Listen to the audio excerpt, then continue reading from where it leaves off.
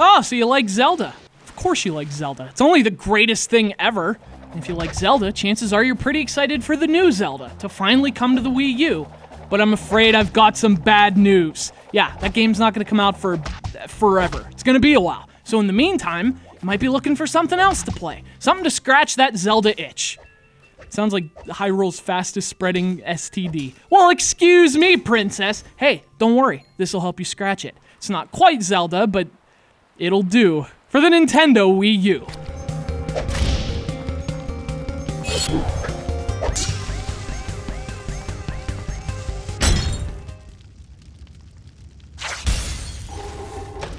So this game was released a while ago on the PC, but come on, this is where it belongs. Ittle Dew is a game obviously made by Zelda fans for Zelda fans, and to play it on the same platform as the next great Zelda only makes sense. Much in the same way playing Ittle Dew with the gamepad only makes sense. We saw this in the HD version of Wind Waker, but for adventure games like Zelda, in which you've got inventories and maps and weapons and all kinds of stuff to manage, that's when your gamepad shows its usefulness. I mean, it's perfect for a game like Zelda, which means it'll do for this one too. All right, that was the last one.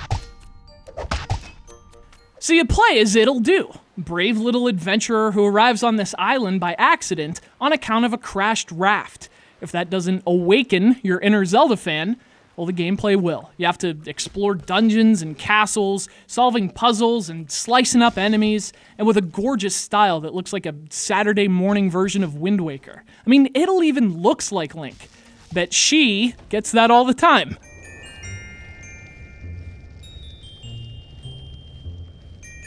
So if those statues looked familiar, well, you're obviously a Zelda fan, and those are just the beginning. This game is packed with little nods and references, sure to make you nerd out like you've just seen an ocarina. But the great thing is that the game also puts its own stamp on them, combining humor and nostalgia for the perfect little interactive love letter. I mean, as with Zelda, your health is replenished by picking up hearts. Only this time you're literally picking them up off the ground.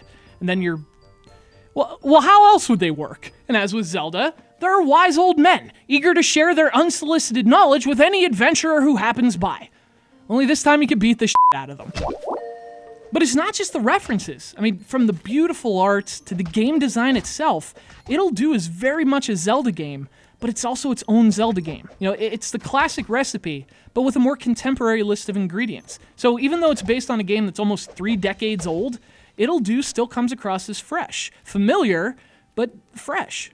And, you know, part of that is the game's emphasis. I mean, Zelda games have always been known for their puzzles, but Ittle Dew takes it a step further. In fact, this one's more like a puzzle game dressed up like an adventure game. The overworld is just packed with these little one-room caves, and each one is its own little self-contained puzzle. And even the main dungeons, you know, every room contains multiple puzzles, and they're far more elaborate than their Zelda counterparts. In fact, there are more puzzles per capita here than Hyrule's ever had, which is one of the reasons Ittle Dew feels unique. I mean, in terms of its gameplay, it has as much in common with the adventures of Lolo as the adventure of Link.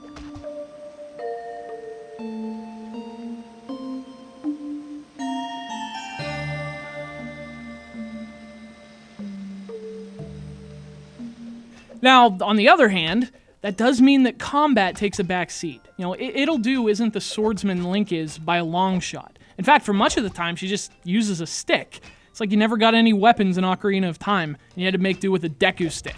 Like, obviously you could, that wouldn't be quite as exciting. It turns out it's not in Ittle Dew. I mean, the combat's more of a means to an end, rather than something you're ever really focused on. In fact, when you do get new items, all they really do is enable new types of puzzles. So like, oh, you get a fire sword, but mostly just to burn things. And there's a magic wand, like something out of Portal, but that one's only for puzzles. And when you have it, it's back to the stick for offense. If you want to call a stick offense. But I mean, you can't really criticize a game for not being something it isn't, you know? I mean, sure, you're not getting bows and bombs and things like that, but the combat here is more than sufficient for a puzzle game, which is what this is. And in that context, it's almost perfect. The controls are as tight as you'd expect from a Nintendo game. The design of the levels and puzzles is incredibly smart. And holy crap, the presentation's incredible. Ittle Dew is absolutely gorgeous, and the music's worth mentioning too. It always sets just the right tone. Whether you're in the vibrant overworld or some dark forest, it's just a treat to listen to. I mean, it really is Nintendo-level quality. Ittle Dew is one of the best games in the eShop. I mean, there's no question about it. The only question is Ittle Dew for you? Well, if you like Zelda, it's totally for you. It was made for you. But I think the real magic of this game is that it's not necessarily for Zelda fans only. I mean, even if you're just more into puzzle games, yeah, Ittle Dew is for you. And it's got this innocence about it too. More than just a tribute to Zelda, it's a tribute to the imagination.